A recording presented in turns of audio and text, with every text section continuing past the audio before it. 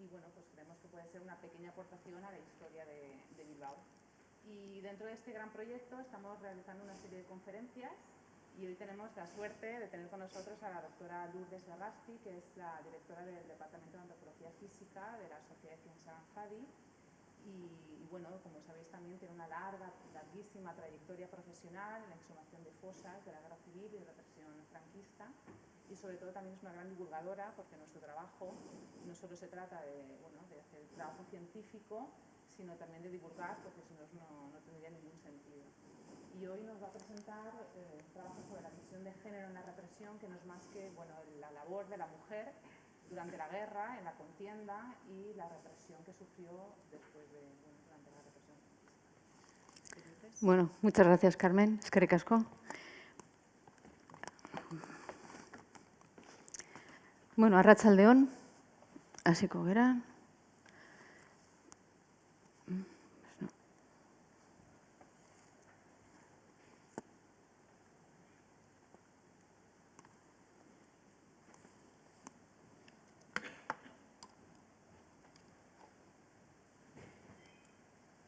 Bueno, voy a tener que dar con la mano, no funciona el mando. Bueno, vamos a hablar de la represión de la mujer, y hay que hablar de la mujer desde la República. La República surgió en el año 1931. Vamos a conmemorar ahora los 90 años de hechos muy importantes en relación a la mujer y a la política. Si podemos pasar, es que no sé por qué no funcionaba. Ahora sí, vale, ahora sí. Okay. Vale, gracias. Bueno, y la República se representa como una mujer. Aquí tenéis la imagen alegórica de la República. La mujer coronada, no con una corona monárquica, obviamente, sino con una ciudad amurallada. Esta es la República.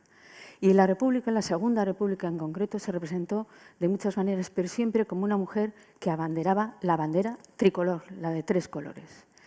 Y es verdad que la mujer empezó a intervenir en política, en el mundo social, en la sociedad activa. Y aquí vemos a mujeres con banderas militando por las calles. Perdón. Vamos a conmemorar, he dicho, 90 años de un hecho histórico.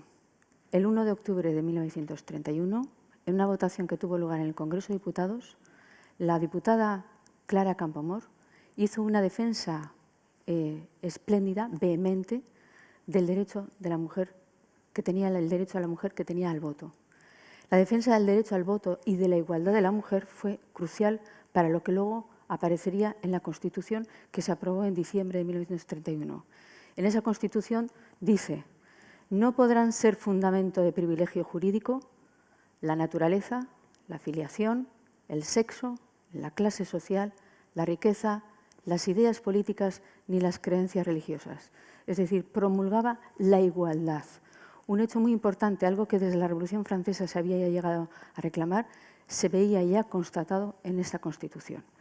Y esa Constitución trajo consigo también, hemos dicho, el derecho al voto de la mujer. Aquí tenéis a Clara Campoamor celebrando, rodeada de mujeres, celebrando el derecho al voto. Curiosamente, en el Congreso de Diputados del año 31 había 3 mujeres diputadas, siendo la paradoja que las mujeres no podían votar, pero sí podían ser elegidas. Y había 3 mujeres en el Congreso de Diputados. Estaba Clara Campoamor, estaba Victoria Kent y estaba Margarita Nelken. 3 mujeres diputadas en el 31. Y hubo una discusión muy fuerte entre las 2 diputadas que defendían, una el derecho al voto, que debía ser ejecutable, y otra que defendía el derecho al voto, pero que debería ser prorrogable. Victoria Kent opinaba que la mujer tenía derecho al voto, pero que no era el momento apropiado para que la mujer adquiriera ese derecho. ¿Por qué? Porque la mujer no estaba preparada. Consideraba que estaba siempre supeditada a la voz del marido, del padre o del hermano. Sin embargo, Clara Campoamor dijo que era un derecho natural y que todas las mujeres debían tenerlo. El derecho al voto trajo consigo que por primera vez las mujeres votaron en las elecciones de 1933. Aquí tenemos unas fotos históricas de ese momento de las mujeres ejerciendo el derecho al voto. Pero curiosamente, la primera vez que las mujeres votaron fue en el País Vasco. Las mujeres votaron el 5 de noviembre de 1933 el proyecto al Estatuto Vasco. Es decir, las primeras mujeres en ejercer el derecho al voto fueron en el País Vasco, y concretamente esta es una fotografía de Ojanguren sacada en Arrate, en el barrio de Arrate de Eibar. Y aquí vemos el primer momento histórico. Pero muchas mujeres votaron en 1933. Pero como temía Victoria Kent, el voto de las mujeres en ese caso fue conservador. Y en las elecciones de 1933 ganó la Confederación Española de Derechas Autónomas, la CEDA, que era una coalición de derechas. Y por lo tanto se le echó en cara a Clara Campoamor que por ella había provocado ya posiblemente el declive de la Segunda República. Curiosamente, Clara Campoamor no salió diputada en las elecciones de 1933. Sí salió Victoria Kent y sí mantuvo el escaño también Margarita Nelken. Pero las mujeres sí eran activas en la vida social. Esta es una preciosa foto que publicó el periódico El Diario en julio, en la que se ve al presidente de la República, lo veis ahí con gafas en el medio, Niceto Alcalá Zamora, en una visita que realizó a San Sebastián. Y está rodeada de las mujeres que trabajaban en la fábrica, en la tabacalera de San Sebastián. Porque las mujeres eran trabajadoras, trabajaban en las fábricas y tenían derechos, o ellas consideraban que tenían derechos que tenían que defender. Y aquí es una imagen de la mujer trabajadora o de la mujer con compromiso ideológico, compromiso político. Aquí tenéis otra imagen de estas mujeres. Y así tenemos entonces cada vez más mujeres que intervienen en la vida política, pero en la vida política de todo el espectro. No solo había mujeres conservadoras, había mujeres socialistas, mujeres anarquistas, mujeres comunistas, es decir, existía todo un abanico ideológico en las mujeres. La caída del gobierno en 1935 trajo consigo una repetición de elecciones en 1936. En febrero de 1936 se convocaron nuevas elecciones y en estas elecciones de nuevo las mujeres tuvieron que ejercer su derecho al voto. Pero la situación era muy distinta. Se había pasado la Revolución del 34, la dura represión contra la Revolución del 34, muchísimas personas estaban presas en las cárceles y muchos de los partidos de izquierda hicieron campaña hacia esas mujeres para reivindicar la libertad de sus maridos. Y este es un cartel muy importante del Frente Popular. El Frente Popular fue la coalición que englobó a todos los partidos de izquierda para contrarrestar a la coalición de la CEDA. En el Frente Popular se defendía el derecho al voto de las mujeres, pero reivindicativo. Y aquí ya veis, votad al Frente Popular, la mujer va a entregar el voto cuando tiene a su hijo asustado detrás de ella y en un lateral veis que pone amnistía. ¿Amnistía para quién? Para el marido que está en la cárcel. Eran imágenes muy explícitas porque muchas mujeres, como muchos hombres, todavía no sabían leer. Por lo tanto, a través de los carteles publicitarios debían hacer propaganda y debían acercar a su ideología a todas las personas. 1936 triunfa el Frente Popular y se organiza ya lo que va a ser la sublevación militar. El golpe de Estado que tiene lugar en julio de 1936. Con el golpe de Estado se produce la guerra civil, porque no triunfa el golpe de Estado. El fracaso del golpe de Estado acarreó la guerra civil. Por lo tanto, fue consecuencia del propio golpe de Estado. Y eso produjo la movilización de los hombres. Los hombres iban a la guerra, pero no solamente los hombres, también las mujeres. Muchas mujeres pasaron a movilizarse en la guerra y aquí veis una de las imágenes de mujeres muy jóvenes que portaban fusiles en el hombro. Todavía algunos vecinos de Irún, en Guipúzcoa, recordaban con asombro cómo los primeros días de agosto de 1936 se acercaron varios camiones procedentes de Asturias y que de ellos bajaban mujeres vestidas con monos azules y que portaban un arma en las manos. Para los ciudadanos de Irún era algo sorprendente, cómo era posible que las mujeres llevaran armas. Bueno, pues también las mujeres se movilizaron. Y así fue. Y la imagen que tenemos que ver, que no está colorada esta imagen, pero deberíamos verla así, con monos azules, con gorros rojos, ya preparadas junto con los hombres a ir al campo de batalla. Pero ¿qué ocurrió? Que la movilización de las mujeres pronto se desestimó. ¿Por qué? Porque las mujeres estuvieron en el frente de guerra en los primeros meses, estuvieron en la primera línea del frente, pero luego se decidió que debían ir aparte, que debían ir a la retaguardia. ¿Por qué? Porque consideraban que las mujeres corrían mucho peligro y que distraían a los combatientes. Es decir, había un problema de convivencia en la línea de frente entre hombres y mujeres. Y se optó porque las mujeres pasaron a la retaguardia. Sin embargo, en los carteles siempre se defendía que las mujeres participaran en la guerra. De hecho, este famoso cartel del no pasarán de las palabras que dijo Dolores Ibárruri, ahí ya veis cómo las mujeres están defendiendo en el frente, en la propia trinchera, defendiendo con las armas. También en el diario de ese mes de julio apareció esta preciosa foto de Rosario la Dinamitera, que es la segunda que tenéis en la fila. Rosario la Dinamitera fue muy famosa porque por su seudónimo, porque sabía colocar la dinamita y era muy buena en ello. Perdió varios dedos a consecuencia de sus acciones. Como he dicho, pasaron a la retaguardia. ¿Cuáles son las funciones de una mujer en la guerra, en la retaguardia? Atender a los heridos, a dedicarse a la enfermería y a la asistencia de todos los heridos que se produzcan en la guerra. Y tanto unos como otros movilizaron a las mujeres en esas funciones. Aquí tenéis un carné del Socorro Rojo Internacional de mujeres que atendieron a los soldados. Pero no hay que olvidar que la vida seguía, que las líneas de frente estaban en un sitio, pero que la vida continuaba, la vida cotidiana continuaba, y que era julio y era agosto, y había que cosechar, había que recoger la cosecha. Entonces las mujeres pasaron a ocupar todos los puestos que los hombres habían ocupado hasta entonces. Sustituyeron a los hombres en los campos, en las fábricas y en todas las tareas. Y no solamente eso, sino que realizaron todo tipo de tareas, limpieza, en las redes, en la pesca, en cualquier aspecto. Pero también se tuvieron que ocupar de la industria bélica, todo lo necesario para hacer frente, para llevar las armas al frente.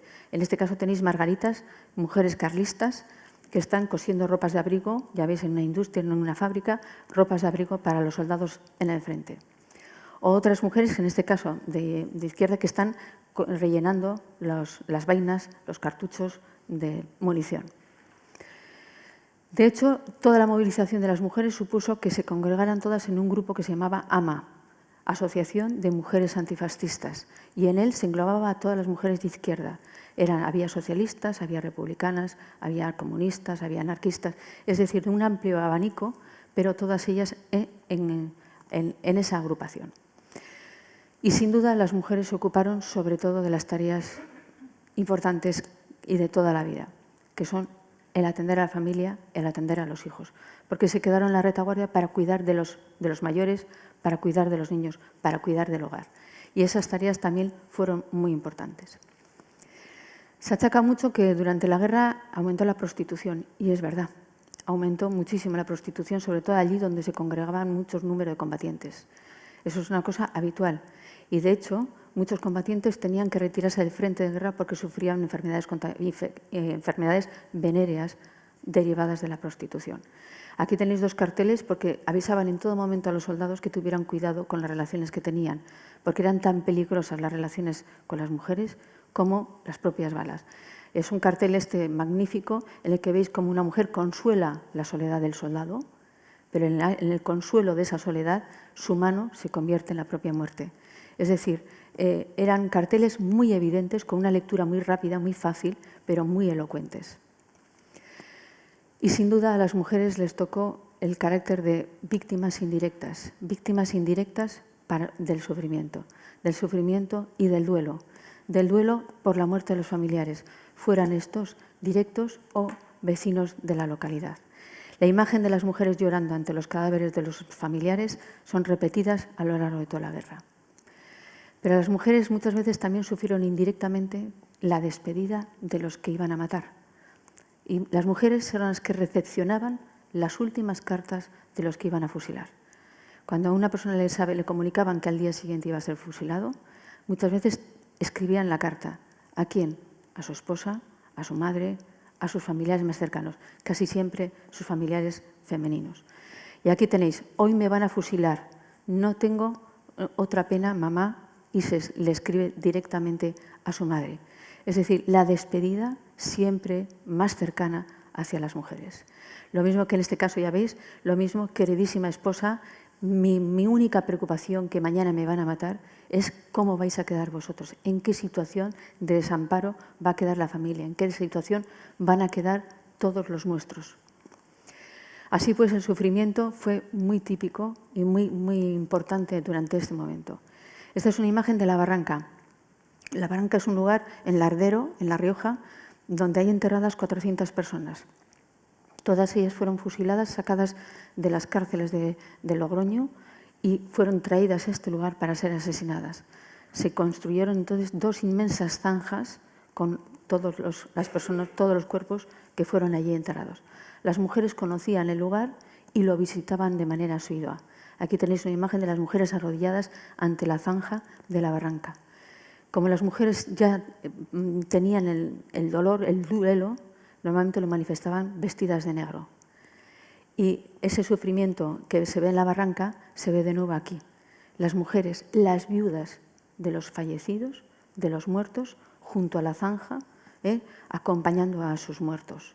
Y esta imagen, que se ve muy típica en Lardero por el volumen, ha quedado representada en estas 2 estatuas. Hoy en día, La Barranca es uno de los lugares de memoria más importantes que hay en el Estado, porque se han preservado las fosas en su integridad, no se ha exhumado, se han quedado allí para que para siempre que permanezca la memoria de los que allí fallecieron.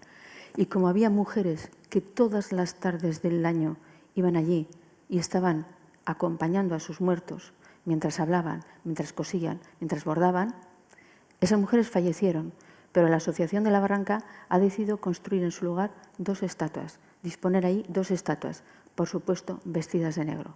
Las mujeres de negro representan el duelo de todas las mujeres que sufrieron la pérdida de un familiar durante la guerra. Pero son las mujeres las que han guardado la memoria en las familias, son las que atesoran las fotografías, las que saben dónde se guarda la foto del abuelo, dónde se guardan las cartas. Son ellas las que tienen eso perfectamente controlado. Y normalmente son las mujeres las que nos vienen a solicitar a nosotros que exhumemos las fosas. ¿Por qué? Porque son ellas las que han mantenido el recuerdo de los familiares que faltan. Y aquí tenemos una imagen de una mujer que sostiene en la mano una fotografía. En esa fotografía está su padre, que sería el que tiene la boina en la parte izquierda, y su hermano mayor, que sería el que le acompaña a su derecha. Los 2 fueron asesinados en el mismo lugar, el padre y el hijo, su padre y su hermano. Y aquí ella nos acompañó al sitio. Detrás están miembros del equipo exhumando la fosa. Es ella misma la que nos acompaña en el momento en que estamos exhumando los restos de su padre. Su padre está ahí abajo y ella asiste a ese momento solemne para ella, que es recuperar los restos de su padre. Posteriormente hemos ido a visitarle años después y esa mujer siempre dice que es el mejor año, el día más feliz de su vida, el día en que pudo recuperar a su padre y a su hermano. Y lo dice delante de sus hijos sin ningún problema. Sus hijos le entienden lo que ella dice en ese momento. Pero las mujeres, he dicho antes, que atesoran la memoria. Son ellas las que guardan muchas veces los recuerdos, los testimonios, los cuentos, los relatos que se cuentan en la familia. Y aquí tenemos las entrevistas a esas mujeres que saben contarnos eso que nosotros necesitamos saber. Esta es Olimpia Plaza, una mujer que buscaba a su abuelo y a su tío. Ella solo conserva una foto de su abuelo, en la que ella está en el regazo de su abuelo. Y ella mantiene esa foto como un gran objeto, un objeto casi sagrado. Recuperamos los restos de su abuelo, pero la fosa estaba alterada y apenas encontramos unos restos, pocos. Las mujeres también fueron encarceladas por la ideología política. Hay cárceles específicas de mujeres. En este caso tenéis la cárcel de las Ventas en Madrid, pero sin duda existían las Corts en Barcelona, la cárcel de Amorebieta Sornocha, muy importante, y todos me imagino que conoceréis o habéis oído hablar de la cárcel de Pamplona. Una vez puse esta foto en una conferencia y una persona del público dijo, ¡mi tía! Y gritó mi tía y se levantó precipitado porque reconoció en esa foto a una tía que no había visto nunca. Fijaros, en esa foto había hablado de una tía y reconoció a ella presa aquí. Pero sin duda digo que la cárcel más importante y más conocida es la cárcel de Saturarán. Se aprovecharon los balnearios, la construcción de grandes hoteles y balnearios que había en Saturarán para convertirlos en una prisión exclusiva de mujeres. Mujeres que vinieron de todo el Estado a este lugar para estar ahí durante varios años. No sé si sabéis que las mujeres tienen derecho a mantener con ellas a sus hijos hasta los 3 años. Los niños pueden estar acompañando a sus mujeres en la prisión hasta los 3 años.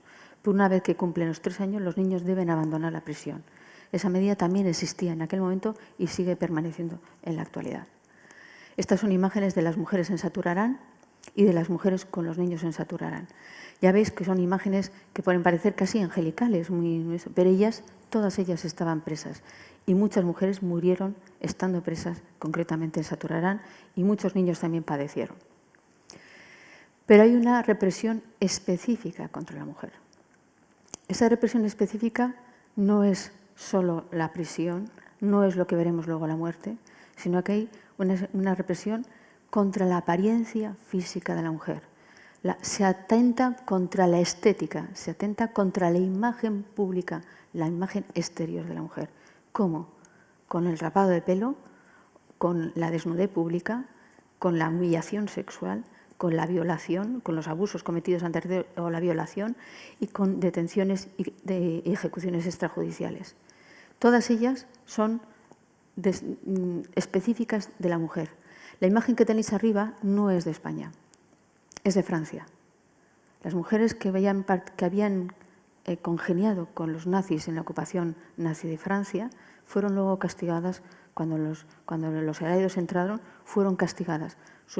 Les raparon el pelo, las desnudaron, las vejaron en público y esas imágenes que veis arriba ocurrieron sin duda aquí, pero no tenemos testimonios visuales de ello. Sin embargo, la imagen de abajo sí es de española. Son cadáveres de mujeres en Madrid. Hay una frase que dice todo ataque material y simbólico que afecta a su libertad, dignidad, seguridad, intimidad e integridad moral y física. Resume perfectamente lo que es la especificidad de la represión contra la mujer. ¿Cómo se podía conseguir esa vejación pública contra la mujer y contra la imagen de la mujer? Pues una de ellas era darles aceite de ricino. Con el aceite de ricino se provoca una diarrea rapidísima, una descomposición, una falta de control de los esfínteres y las mujeres no podían evitar cagarse en público.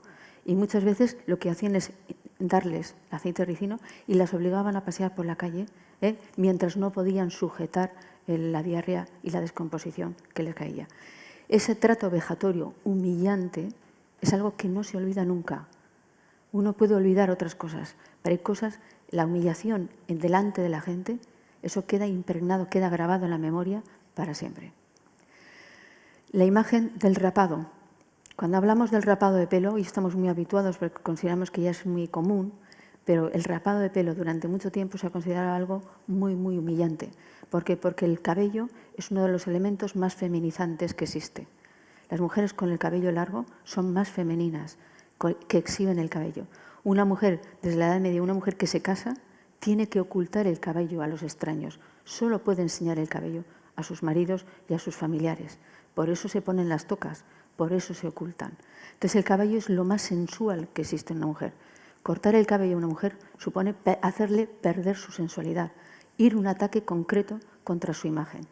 Esta es una imagen de una película en la que se representa a Juana de Arco, pero Juana de Arco intencionadamente cortó su cabello para perder esa imagen femenina. Y los cortes de cabello se repitieron por doquier. De nuevo son imágenes, en este caso también de Francia, pero ya veis cómo se repiten.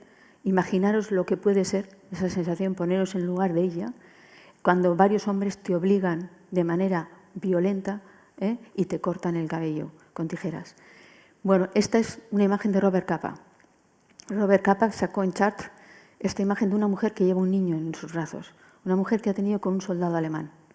Como represalia contra eso, le cortan el cabello y la humillan en la calle. Mientras ella pasea por la calle, todo el mundo le veja y le insulta. Esta imagen que tenemos aquí es la que se produjo posiblemente previamente en España.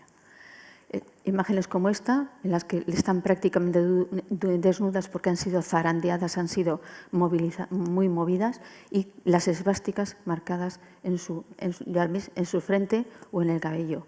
A veces recortaban el cabello y dibujaban esvásticas o dibujaban cruces en el cabello, o les ponían una sola coleta con un lazo para resultar todavía aún más ridículo, más humillante. Esta es una imagen de uno de esos casos que ha sido tratado por María García Alonso y me parece que es muy ajustado, porque lo que convierte es, no son solamente los que le han cortado el pelo, los perpetradores que le han cortado el pelo, los culpables, sino todos aquellos que están mirando y todos aquellos que están utilizando esa imagen para humillarla. Ya veis cómo todos sus ojos se convierten en las tijeras, ¿lo veis, no? Es una imagen en la que todo el mundo es partícipe de esa humillación, no solo aquellos que le han cortado de facto el pelo. Urtasun hizo una imagen inspirada en la foto que luego veremos en la plaza del Castillo de Navarra, en la que se ven las mujeres humilladas por los carlistas y por los falangistas, ¿no? En este caso también no solamente humilladas, sino maltratadas. Ya veis que hay rastros de sangre en el rostro. Sin embargo, en España hay muy pocas imágenes de mujeres rapadas.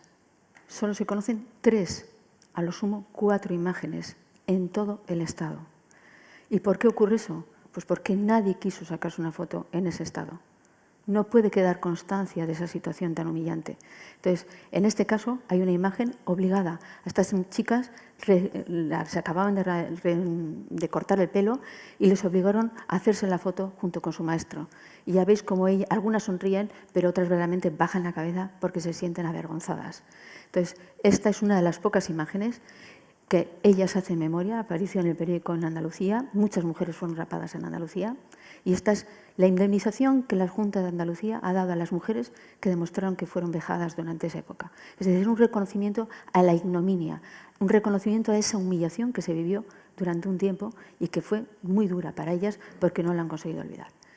Pero sin duda, la foto que simboliza el rapado en las mujeres es la foto sacada en Oropesa. Es la imagen más icónica que existe de la represión contra la imagen de la mujer. En este caso vemos a 4 mujeres que tienen el cabello rapado. Las 4 tenemos ahí sus nombres. Prudencia Acosta, la catalana. Su marido estaba movilizado en el frente de Madrid. Le acusaban a ella de ser de izquierdas. Le detuvieron junto con el niño que lleva en brazos. Le acabaron soltando después de haberle rapado el pelo. Su marido fue asesinado en el año 39 cuando volvió del frente. María Antonia de la Purificación Rubio, llamada La Pureza, tenía 16 años y con 16 años fue detenida, su pelo fue rapado y fue detenida y retenida durante 2 años. Durante 2 años en la que fue sometida a todo tipo de vejaciones, violaciones, hasta que le liberaron. La Pureza. 3. Antonia Julia Hernández, la planchadora. La acusaban de haber planchado para los de izquierda, para los del Frente Popular, y ya veis, ella ostentosamente muestra una cruz en el pecho para demostrar que ella es cristiana, que es religiosa, que es católica y que por lo tanto no se merece ese castigo. Y por último, Antonia Gutiérrez Hernández. Le cortaron una larga trenza que llevaba y guardó la trenza durante toda su vida en una caja, porque consideraba que era su gran tesoro, el tesoro que le habían arrebatado. Para que os hagáis una idea de lo importante que es esta imagen. Pero no solo fueron las vejaciones externas, también hubo otro tipo de vejaciones. Estamos hablando del maltrato, del abuso y del abuso sexual, de la violación. No hay testimonios, muchos testimonios de violaciones, pero es evidente que hubo violaciones. ¿Por qué digo que es evidente? Pues porque todos hemos oído hablar del día D, el desembarco de Normandía, 5 de junio de 1940. Ese día, miles de soldados llegaron a las playas de Omaha, las playas de Normandía, y entraron en Francia. Y supuso el inicio del final de la Segunda Guerra Mundial. Pero esos miles de soldados que entraron en Francia, canadienses, estadounidenses, británicos, de todos los sitios, eran soldados violadores. Se calcula que más de 500.000 de mujeres francesas fueron violadas en el trayecto de los soldados vencedores hacia Berlín. Pero lo mismo ocurrió en el frente soviético. Los soldados soviéticos que avanzaban en el frente del este hacia Berlín hicieron exactamente lo mismo. Fueron violando a mujeres en Ucrania, en Bielorrusia, en Polonia, hasta llegar a su destino, Berlín. Los grandes vencedores, pero los grandes violadores. Existen muchos testimonios que no han quedado marcados y que es una historia que hay que recuperar ahora, porque eran auténticos ejércitos de violadores. Por lo tanto, hay que cambiar la historia a veces, hay que ver la otra visión de la historia, no la historia de los vencedores solamente, sino de aquellos que sufrieron a esos vencedores.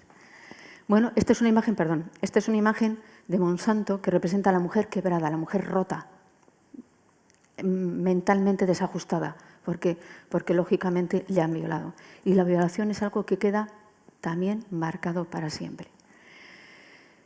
Hay un famoso relato que Queipo de Llano, el genial golpista, que Queipo de Llano en Sevilla tenía una sesión radiofónica que emitía todos los días. Era un hombre de mucha testosterona y muy engreído, muy orgulloso, muy vanidoso. Y posiblemente por esa razón todos sus discursos en auténticas arengas de muy marcado testimonio machista. Y esta es una de las cosas que solía decir. Evidentemente, ellos sabrán, enseñarán a las mujeres republicanas lo que es ser un hombre, no los castrados, ¿no? Los castrados milicianos con los que vamos a competir. Bien, pero la imagen de la mujer violada no ha quedado. Solo nos quedan los grabados de las personas que vivieron, que conocieron esas historias. Esta es una colección de Galicia Mártir que hizo Castelao, y en una de ellas se ve a una mujer que sale de una habitación. En esa habitación hay un hombre muerto, posiblemente un familiar, hay sangre en el suelo. Ha habido un crimen, ha habido una muerte, un asesinato. Pero ella, ya lo veis, tiene toda la ropa hecha a jirones y se le nota el maltrato y además tiene la cabeza rapada. Posiblemente ha sido violentada. Y en esa violencia lo pone abajo él, Castelao, cobardes, asesinos. ¿Por qué? Porque no solamente era el asesinato, sino también la violación. Otra imagen del propio Castelao, de Galicia Mártir, os recuerdo que en Galicia no hubo guerra, que no fue frente de guerra y que por lo tanto es puramente represión de retaguardia. Y por lo tanto tenemos aquí todo por la patria y veis una imagen que posiblemente sí se dio y en algún caso tenemos recogido en el que sí se produjo así. Tenemos un hombre atado a un tronco, asesinado, y una mujer violada en el suelo. Y los perpetradores, los victimarios, se alejan. ¿Qué ocurrió antes? ¿La violación o el asesinato? ¿El asesinato o la violación? ¿Fue el marido el que asistió a la violación de su mujer? ¿O su mujer asistió al asesinato de su marido? Ponernos en la situación, Castelao no disimula nada, esto lo hizo en el año 37, él conoce esas historias y las ha reflejado perfectamente en estas estampas. Y de hecho, posiblemente ocurrió. Esta es la historia de Maravillas Lamberto. Tenía 16 años, era natural de Larraga, Navarra. Un grupo de falangistas y de Guardia Civil llegó a su casa, fue a detener a su padre, José Lamberto. Y Maravillas dijo, donde vaya mi padre quiero ir yo también. Y los dos fueron al ayuntamiento, teóricamente, porque iban a ser acusados y tenían que dar un testimonio. En ese caso se oye que desde la sala de juntas del ayuntamiento se oyen gritos. Los vecinos oyen gritos, oyen quejas durante horas. Son las quejas de Maravillas Lamberto, que está siendo violada en las propias dependencias del ayuntamiento, de su ayuntamiento. Los dos fueron llevados a un paraje, el Biricu, y en ese paraje asesinaron a Lamberto, al padre, y asesinaron también a Maravillas Lamberto. Su cuerpo estaba humillado, vejado, violado sucesivamente. Y como no querían dejar testimonio de ello, lo que hicieron fue quemar el cuerpo, porque se acercaron unos perros a comerlo, entonces quemaron el cuerpo los vecinos, porque vieron que la situación era insostenible. Ha desaparecido el cuerpo de Maravillas Lamberto, pero su historia permanece. Maravillas Lamberto, al que Fermín Valencia le dedicó una letra y una canción, una maravillosa canción, le tenéis aquí. Esta es la imagen de Maravillas Lamberto y esta es una imagen hoy hecha de la reconstrucción hipotética de cómo sería ella. Pero una historia similar es la de Camino Escoz. Camino Escoz era maestra en un pueblo pequeño de una localidad pequeña del norte de Navarra. Fue detenida porque su novio era socialista. Fue detenido primero su novio y después ella fue detenida. Y permaneció en la cárcel. De hecho, Galo Vierge, que está detenido también, cuenta en sus memorias cómo coincide con Camino Escoz en la cárcel. Pero Camino Escoz fue un día trasladada de la cárcel a un lugar que no se sabe. Se cree que es Urbasa. Allí fue violada una y otra vez y su cuerpo fue arrojado al balcón de Pilatos. No recuperaremos tampoco su cuerpo, pero conocemos perfectamente su historia y su final. Las mujeres también fueron asesinadas. De hecho, ya veremos, son pocas, pero son elocuentes los casos que vamos a ver. Esta es una imagen de Oviedo, en la calle de Oviedo, el cuerpo de una mujer asesinada. Y de hecho aquí tenéis Dolores, lo tenéis arriba, es un registro civil, es un acta de defunción, y ahí se ve claramente que pone heridas por arma de fuego, por disparo de arma de fuego. Es decir, fueron asesinadas con un disparo como lo eran los hombres. Y es verdad, también hay cuerpos y cadáveres de mujeres que aparecieron en las cunetas de los caminos. Esta es una imagen que os he enseñado antes. Y aquí lo vemos claramente en un documento. Detenida, pone ahí en rojo, y debajo, fue fusilada por los falangistas.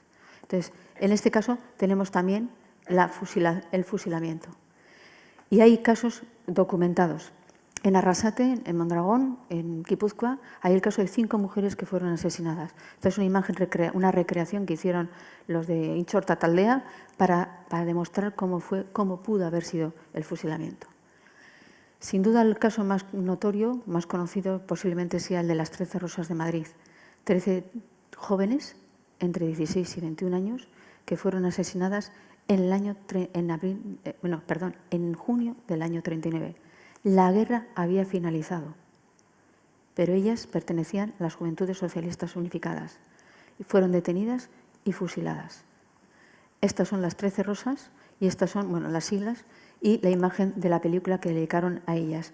Una de ellas dijo que no se olvide mi historia, y de eso se trata, de que no olvidemos la historia de todas ellas. Muchas de las mujeres asesinadas eran maestras.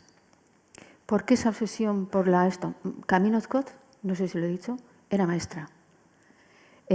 Muchas mujeres, porque no solamente era el ataque contra la mujer, sino el ataque contra aquel que sabe más que tú. Os he dicho antes que había un gran grado de analfabetismo en España. Era mayor en las mujeres, pero existía un gran grado de analfabetismo. Y las mujeres instruidas eran casi como una especie de enemigo para muchos hombres. Entonces, muchas mujeres fueron asesinadas solamente por su condición de maestras. ¿Qué hemos encontrado en las fosas? Hemos exhumado entre todos los equipos a nivel del Estado 10.500 personas en 850 fosas. De esas 10.500, solo entre un 2 y un 2,5% son mujeres. Diréis, muy poco, es una proporción pequeña. Lo es, pero muy significativa. Es muy difícil para los hombres, decían muchos, quienes hablaban de los perpetradores, que era difícil asesinar a un hombre, pero era más difícil asesinar a una mujer. Puede ser. El otro día estuvieron aquí Juan Guijo y Jesús Román. Guijo excavó esta fosa. Es la fosa de las 17 mujeres, las 17 rosas de Guillena. Estaban enterradas en el cementerio en Gerena y las 17 estaban agolpadas justamente entre 2 bloques de nichos en el pasillo central, y ahí veis la imagen de la acumulación, ¿no?, de los cuerpos de las 17 mujeres. 17 mujeres que eran de todas las edades. Es más, llama la atención que la mitad de ellas tenían más de 50 años. Es decir, eran madres de familia, incluso abuelas. Entonces alguien podría pensar, ¿qué tipo de enemigo es ese que tiene más de 50 años? Bueno, pues para ellos lo era, porque de hecho eran madres, hermanas, esposas de gente que estaba enfrente. Y por lo tanto hablamos ya no de delito propio, sino de delito inferido, de delito derivado. Se le llama el delito consorte. Es el delito no por ti, sino porque eres hermana de, esposa de, hija de, ¿no? Entonces, el ser representativo, el ser en representación a otro, causó la muerte de muchas mujeres. Otro caso parecido sería el de la fosa de Candeleda. Fue la primera fosa que se sumó en el año 2002 con equipos profesionales y en ella había 3 mujeres. En ella había 3 mujeres. Una de ellas, Virtudes, tenía 58 años. De nuevo lo mismo. Una mujer que tenía 4 dedales en el bolsillo, un lápiz y las faltriqueras, es decir, los bolsillos que llevaba de la ropa. Nada más. Entonces, ¿qué oposición, qué enemigo podía constituir Virtudes? O en este caso que mataron a 2 mujeres, voy a enseñarles algunos ejemplos. El sitio se llama el Retama de las Muertas. Retama de las Muertas porque se ha quedado fosilizado el nombre de la ubicación de la fosa donde había 2 mujeres. Estas 2 mujeres, una era de 21 años, la que tenéis ahí, Felisa Sobas tenía 21 años y la otra mujer tenía 57. Las 2 están juntas, la mayor debajo y la más joven arriba. De la mayor se conservaba el calzado y restos de la ropa y algunos objetos. De la que estaba arriba, nada. ¿Qué significa eso? Que estaba desnuda o casi desnuda. Con lo cual, podéis sacar las derivadas que consideréis oportunas. 21 años tenía. Un caso también llamativo es el de en Flores del Sil, en León. En este caso, mataron a Jerónima Blanco y a su hijo Fernando. Jerónima Blanco además estaba embarazada. Su marido estaba en el frente, huido, y de vez en cuando hacía visitas a su mujer. Los falangistas de la zona acudían muchas veces a donde ella a preguntarle dónde estaba su marido, buscando información sobre su marido. En una de esas ocasiones, posiblemente la violaron y mataron tanto a Jerónima como a su hijo. Cuando se enteró su marido, volvió a casa y encontró los cadáveres de su mujer y de su hijo en la puerta de su casa. Y volvió al frente. Ya habían matado para entonces a su padre y a 2 de sus hermanos. Cuando este hombre volvió del frente y pensó que los falangistas iban a tener contra él algún tipo de venganza, acudió donde el gobernador civil y le dijo: yo he perdido a mi padre, a mi hermano, a mi otro hermano, a mi mujer, a mi hijo, ¿qué más queréis? Y consiguió sobrevivir. Pero él se enfrentó a esa situación. Flores del Sil marcó un hecho importante. Hoy en día ese sitio no existe, los cadáveres fueron quemados y eso está ocupado hoy por un cobertizo. Pero en la ciudad de León existe una calle que se llama Jerónima Blanco en honor a ellos. Nosotros nos ha tocado la fosa de Valdedios. La exhumamos ya hace muchos años, en el 2003, que nos da vértigo pensar cuándo. En el año 2003 exhumamos una fosa aquí, en Valdedios. No sé si conocéis Valdedios. En Valdedios existe una iglesia mozárabe importantísima. Bueno, pues a 300 metros de esa iglesia mozárabe que los turistas van a ver, nosotros localizamos una fosa. En este caso, el convento de Valdedios se convirtió durante el año 37 en la sede de un hospital psiquiátrico. Oviedo estaba siendo castigada porque se había convertido en la plaza más codiciada para el frente. Y en ese caso, los trabajadores del hospital psiquiátrico decidieron trasladar a los pacientes del hospital psiquiátrico a un lugar, a un refugio más protegido. Les llevaron a Valdedios y allí estaban ocupando el convento. Cuando Oviedo fue ocupada, a Valdedios llegaron los soldados navarros del Batallón América, y llegaron a este sitio y dijeron a todos los empleados de Valdedios que los agasajaran con una cena. Les pusieron la cena, celebraron la cena y en ese momento sacaron una lista en la cena. En esa lista había una relación de nombres. Fueron llamando a cada una de las personas que estaban en esa lista. 18 personas. Después de haber bebido, posiblemente y con nocturnidad, hicieron caminar a esas personas hacia un prau que está a 400 metros y allí les asesinaron. Y nosotros encontramos la fosa. Es una fosa muy peculiar, es una fosa en L, ya lo veis, pero está a merced de la pendiente, es una pendiente muy marcada, y entonces cavaron pues en función de la pendiente. En ella hay 17 personas, ya he dicho, 11 de ellas son mujeres.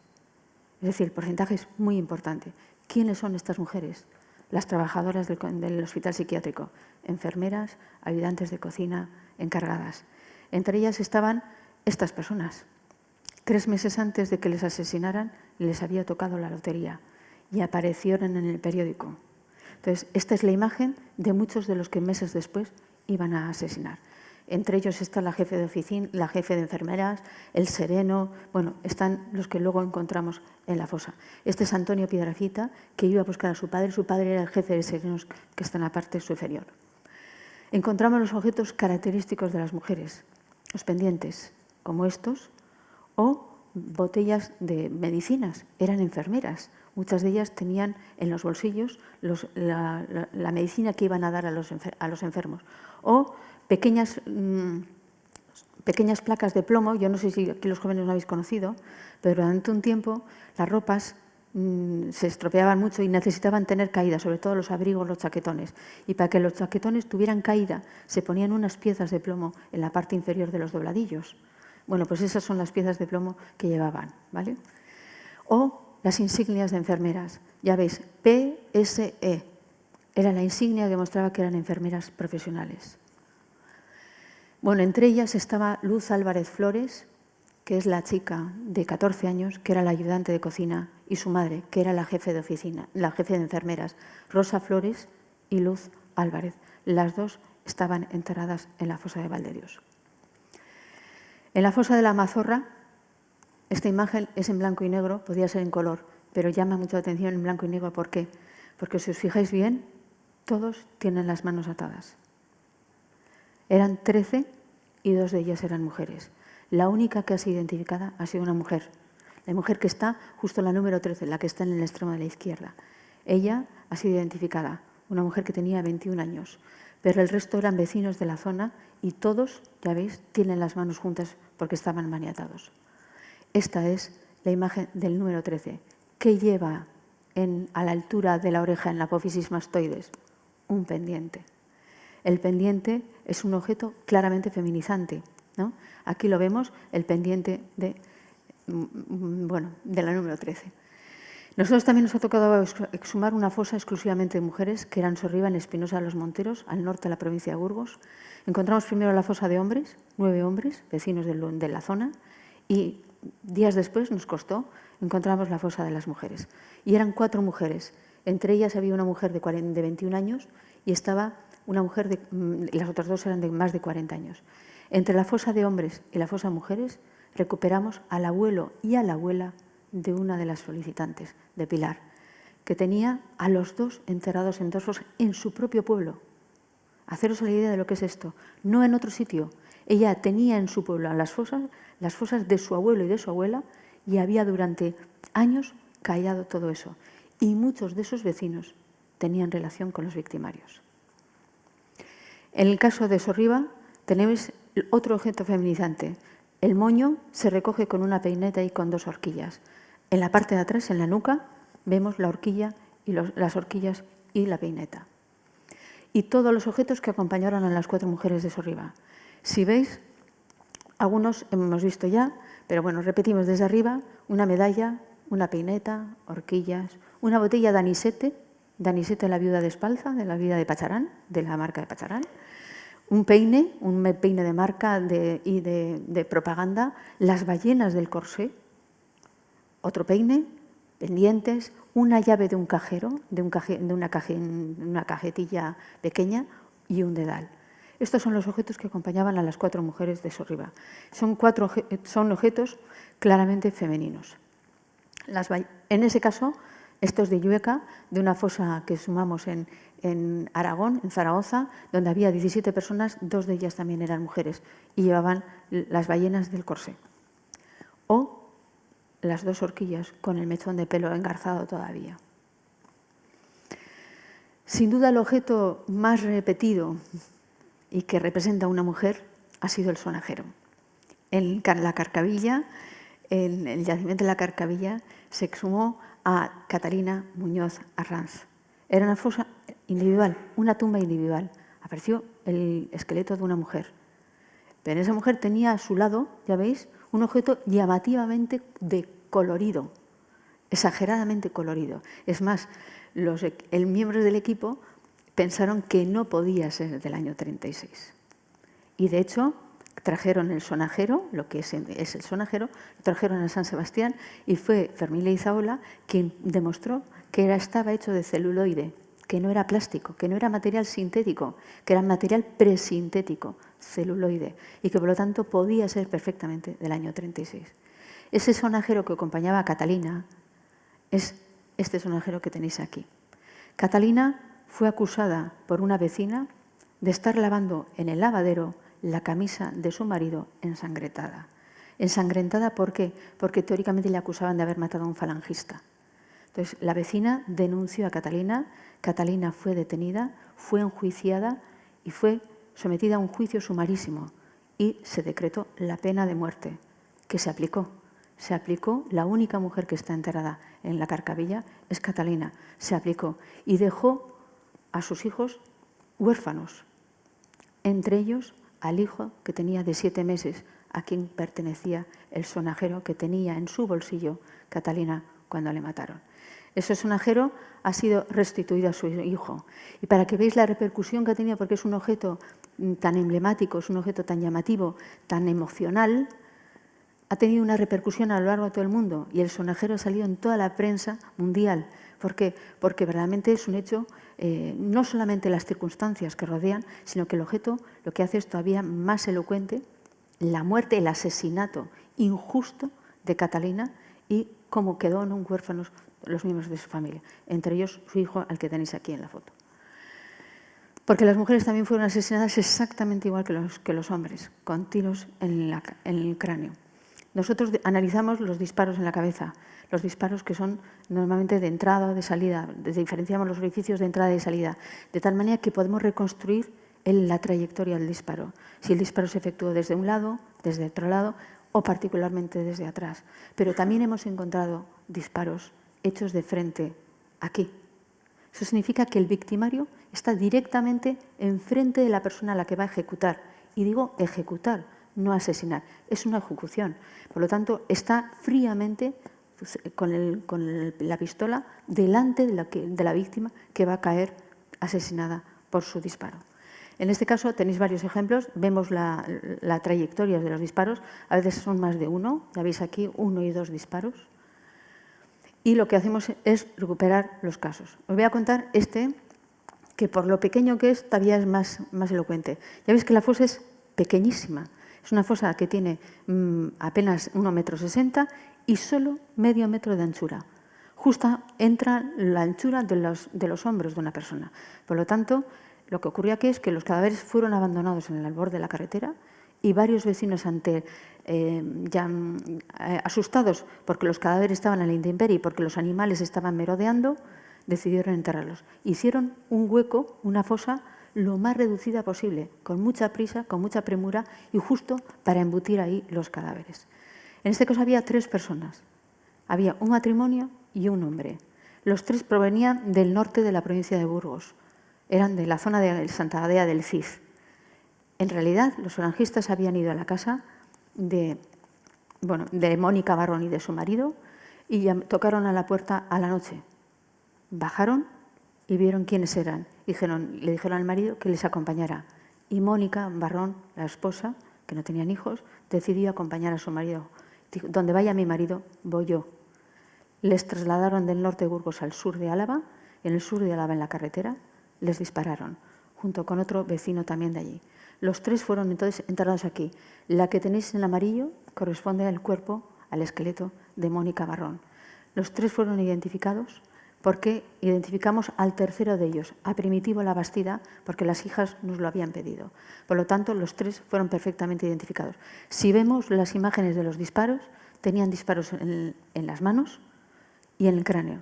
¿Por qué en el cráneo y en las manos? Porque en actitud intuitiva una persona levanta la mano para defenderse y el disparo atraviesa también su mano cuando disparan sobre su cabeza. Por lo tanto, ya veis que los disparos, la mano, tienen ese sentido. Esta es la imagen del cráneo número 1 de la Tejera, de Mónica. Y por último voy a contar otros casos distintos, algunos relacionados con la política. Había mujeres que intervenían en la política. De hecho, voy a poner este como ejemplo. En diciembre del año pasado, fue exhumada María Domínguez. María Domínguez fue una de las alcaldesas, la primera alcaldesa que existió en España. La primera alcaldesa, en este caso, socialista en Aragón. Y era una mujer muy valiente, muy adelantada, muy echada para adelante y además con mucho garbo. Pero fue represaliada y asesinada. Y su cuerpo fue enterrado en Fuentejalón. Pero no era la única mujer. Aquí tenéis las alcaldesas de la provincia de Zaragoza, en el año 36. Es decir, no era una cosa muy exclusiva. Había muchas mujeres que intervenían en la política, sobre todo en los pueblos pequeños. Esta es la imagen de las mujeres alcaldesas. La que acompaña al diputado es María Domínguez. Y María Domínguez interviniendo en las votaciones como autoridad municipal en las mismas en ellas. Fue descubierta su cuerpo, como he dicho, en diciembre del año pasado, y en Fuentejalón descubrieron a la mujer. ¿Y cómo supieron enseguida que era el cuerpo de María Domínguez? Porque encontraron una peineta. La peineta les dio ya claridad de que se trataba de una mujer que estaba sola, que era el lugar donde teóricamente estaba María Domínguez, y luego las pruebas genéticas han corroborado esa identificación. En Aragón, en la última fosa de mujeres que se ha excavado, ha sido esta de Farasdués. 10 mujeres, todas ellas mujeres en la misma fosa. Estas son algunas de esas mujeres que se han recuperado en Farasdués y otras veces no encontramos a las que buscamos. Y os pongo esto porque no siempre se consigue lo que vamos a buscar. En Porreres, en Mallorca, hay un cementerio donde iban a asesinar a todos los que sacaban de las prisiones de Palma de Mallorca. En esas fosas de Porreres hemos recuperado a 104 personas. Entre ellas, teóricamente, debíamos encontrar a 5 mujeres. 5 mujeres que asesinaron el 5 de enero de 1937. Entre ellas estaría Aurora Picornell. Aurora Picornell era llamada la Dolores Ibarruriz mallorquina, porque era comunista, era muy activa, era una mujer que los mítines era muy encendida y llevaba mucho la atención. Aurora Picornell fue detenida y junto con otras mujeres también de ideología comunista fue asesinada en Porreres. No hemos encontrado sus cuerpos, no sabemos dónde están, no sabemos qué diferencia hicieron con las mujeres que no están enterradas junto con los hombres en Porreres. Eso también habría que pensar, ¿por qué no están? Bueno, esto ya lo he contado. Y otras represiones, que nadie se acuerda de ellas, pero que son muy importantes. Hay unas represiones contra la mujer que no dejan marca, ni documentos, ni nada. Son las expulsiones. Fijaros en esta carta. Por indeseable se le comunica, por acuerdo de falange y de vecindad, y por orden que a partir de mañana deben abandonar el pueblo con lo que puedan. Expulsan a la familia con los hijos de los pueblos. Esta es una carta que nos trajo una mujer en Zaragoza, en Vera de Moncayo. Pero este tipo de cartas se repitieron. De hecho, hay un estudio hecho en Zumaya, en Guipúzcoa, en la que 250 mujeres fueron expulsadas de sus casas, con sus hijos y con todo lo que podían llevar. Y cuando retornaron al pueblo, ya no tenían ni la casa ni lo que habían dejado. Tuvieron que volver a empezar de cero. Nadie se acuerda de esas situaciones. Es decir, pasaron a quedar abandonadas por completo. Les echaron de su propio pueblo. Hay que volver al pueblo de donde te han echado, con esa humillación y además haber perdido todo lo que tenías y ver a otras personas que ocupan esa casa que antes era tuya. Es decir, hay cosas que son instantáneas. Las humillaciones pueden ser instantáneas, pero hay otras que dejan en la memoria un recuerdo imborrable. Y esta es la imagen del exilio de muchas de estas mujeres que salieron de muchos pueblos, de muchísimos pueblos. Bueno, y termino con esto. Creo que lo define perfectamente todo. Pura Sánchez ha escrito un libro sobre la represión de las mujeres y dice una frase muy, muy acertada. Porque hubo vencedores, pero no hubo vencedoras. Todas las mujeres de un bando y otro volvieron a ser invisibles después de la República. El retroceso que se produjo después de la República y después de la Guerra Civil fue muy importante. En la transición hemos intentado volver a recuperar aquello que fue durante la Segunda República. Y nada más. Gracias.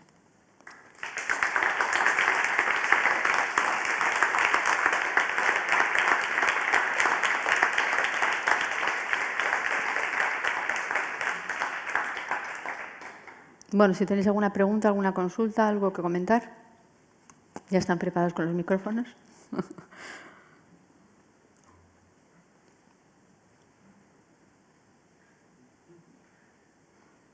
¿Qué resultado dura?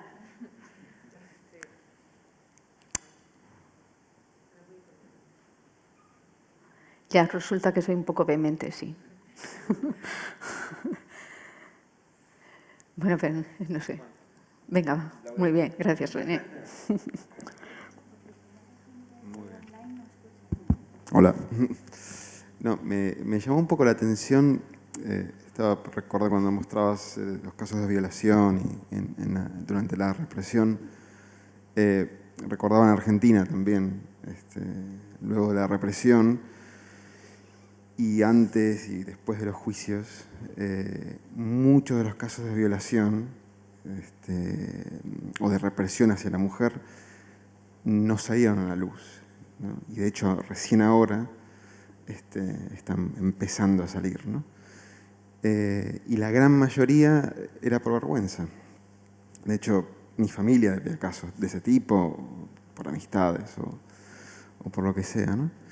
Y me parece muy curioso cómo no se supo de esos casos hasta hace nada, ¿no? Y la gran mayoría era por una cuestión de vergüenza, ¿no? O sea, no hubo constancia para nada de eso, ¿no? Y quería saber si aquí, de alguna manera, pasó lo mismo, ¿no? La vergüenza de la familia o de la mujer o de la persona, eso no permitió tampoco conocer o se ha perdido todo eso también, ¿no? Nada, si es posible que esos casos se han repetido, ¿no? También durante la Segunda Guerra. Eso es.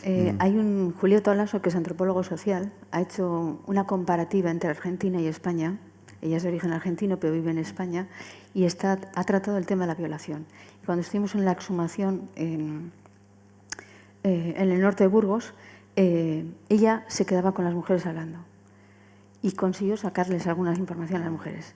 Decían las mujeres que el tema de la violación solo lo trataban las mujeres cuando estaban haciendo pan. En el momento en que las mujeres se refugiaban a hacer pan, y solo era un momento femenino, exclusivamente femenino, del secreto, en esos momentos verbalizaban lo que habían sufrido. Pero si no, se cerraba, no se hablaba nada. Si tú no dices una historia, no existe. Tú mismo la silencias, tú misma la olvidas. Es un recurso casi, intuitivo, involuntario, de que no ha pasado nada, no lo cuento porque no pasó. Y si no pasó, no lo puedo contar. Es, ¿no?, un discurso así. Entonces se convierte en un tema tabú, silenciado, de manera intuitiva, de manera inconsciente o de manera consciente. En el País Vasco solo tenemos el testimonio de una mujer que declaró que había sido violada. Solo uno. Sabemos que hay más, obviamente. Pero hay uno en el que llegan las tropas, en ese caso fueron las tropas marroquíes, llegan a un sitio, matan a su padre y a su madre en la cocina del caserío y delante de los cadáveres de sus padres le violan a ella. Y ella lo confesó. Dijo, a mí me han violado y aquí están los cadáveres de mis padres. Y lo dijo claramente. También es verdad que se solía culpar a los moros de haber hecho las violaciones, pero no solamente eran los moros, ¿eh?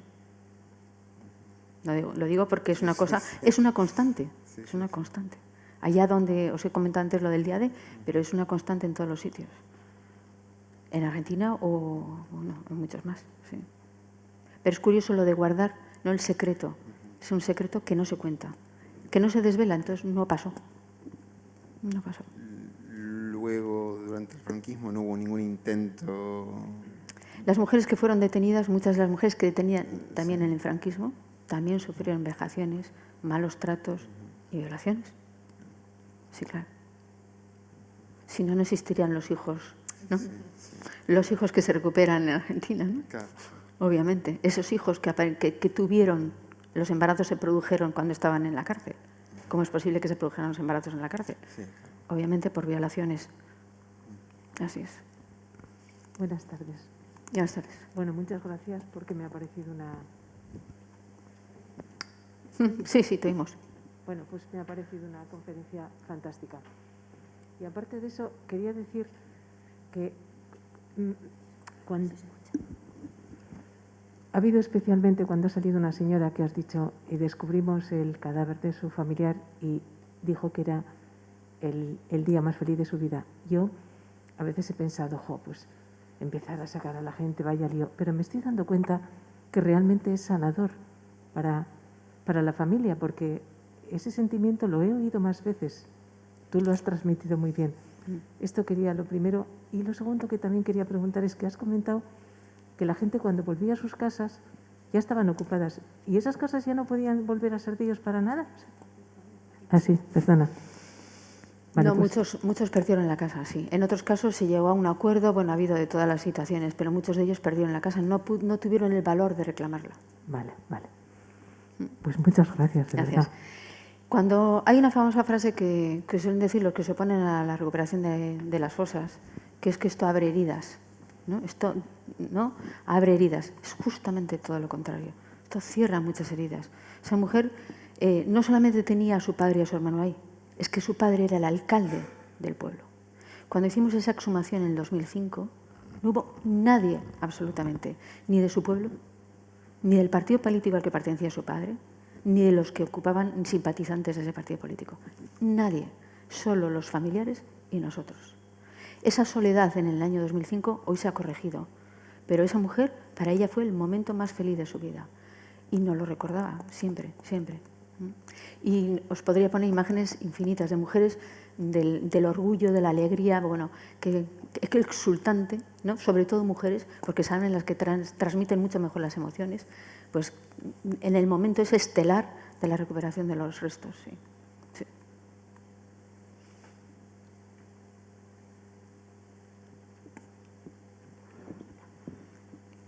Acerca. Bien. Hola.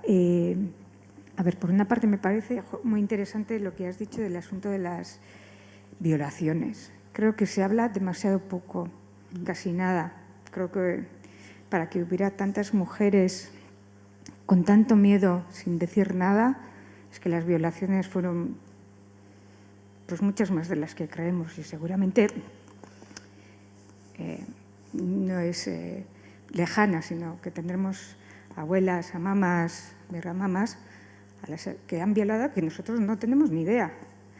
O sea que me parece que es súper importante porque lo del aceite de ricino, rapar el pelo, todas esas cosas se habla más. Pero el asunto de las violaciones, tú has contado una chica y creo que lo oí en euskera y decía que sartu ziren, egin zuten egin beharrekoa eta joan ziren. Así es. Y así fue, ¿no? O sea, ya no cuéntame esto, dice, vinieron, hicieron lo que tenían que hacer y se fueron. Y dices... Pero eso es una reacción casi terapéutica. Sí, bueno, si no, no puedes vivir, ¿no? Claro, eso es. No puedes vivir. Y luego, por otra parte, siempre hay alguien buscando a las personas que están en las fosas. Me imagino que a veces nosotros mismos igual no sabemos que tenemos parientes en Zamora o en otros sitios, o se me ha ocurrido Zamora, pero bueno, puede ser en miles de fosas que están por todo el estado, no sabemos, y luego igual también una sensación de no saber porque no se ha transmitido, porque es mejor olvidar, y luego otras familias que, bueno, pues que no quieren saber nada del asunto, me imagino, ¿no? Porque ya, pues me imagino que con el asunto del franquismo, al final algunos se habituaron, se pasaron no al otro bando, se callaron, se acomodaron, porque es supervivencia pura y dura, ¿no? No puedes estar humillado al 100% de la vida porque si tienes hijos tienes que salir adelante.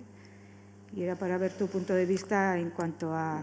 No todo el mundo está buscando, eso es evidente, y de hecho algunas veces hemos encontrado y a los que hemos encontrado no les buscan. Fijaros lo que es eso, ¿eh? No es que ya no estén buscando, sino que a veces hemos encontrado, sabemos quiénes son y nadie se interesa por ellos. El viernes pasado hice una entrega de 7 personas en un pueblo de Salamanca. Conocemos el nombre de 4 de ellos. Solo uno ha reclamado. Sabemos los nombres. Están puestos en la prensa una y otra vez. Los familiares no se presentan. ¿Por qué no se presentan? ¿Porque no han visto la noticia? ¿O porque no tienen interés? ¿Porque no desean remover? ¿Porque eso supone un problema en la familia? Miles de circunstancias. Pero es verdad que muchos no buscan, bueno, no hay interés, es así, pero otros no buscan a pesar de que les hayamos encontrado ya.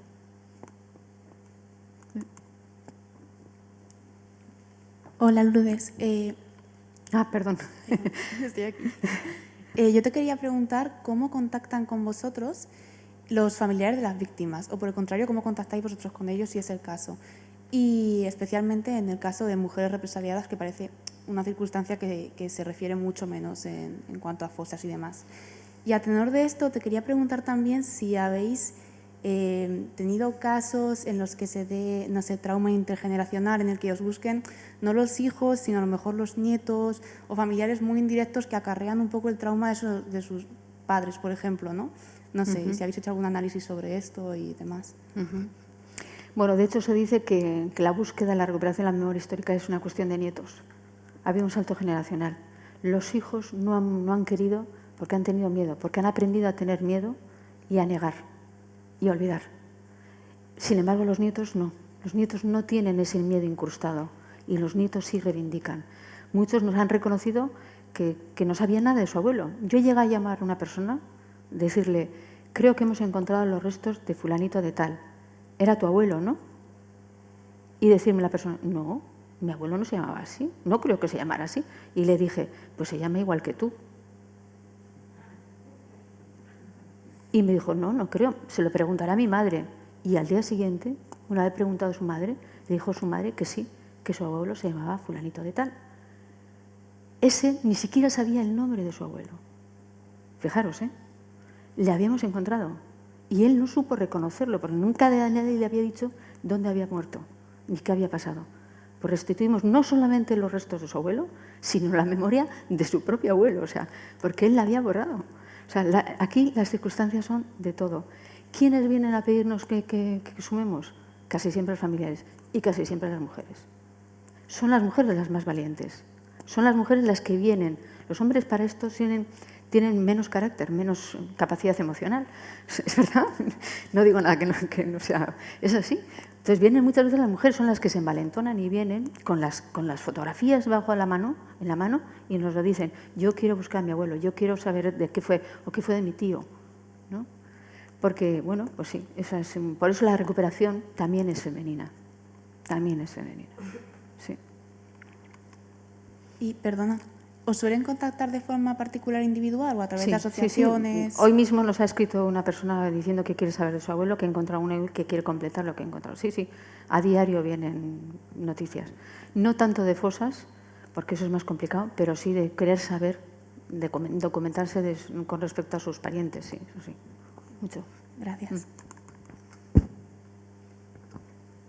A ver, es un poco concreta la pregunta, pero de la fosa de la Tejera me ha sorprendido que la mujer justo estaba boca abajo. Y si lo habían enterrado, bueno, ¿se sabe quién les había enterrado? No. Los vecinos.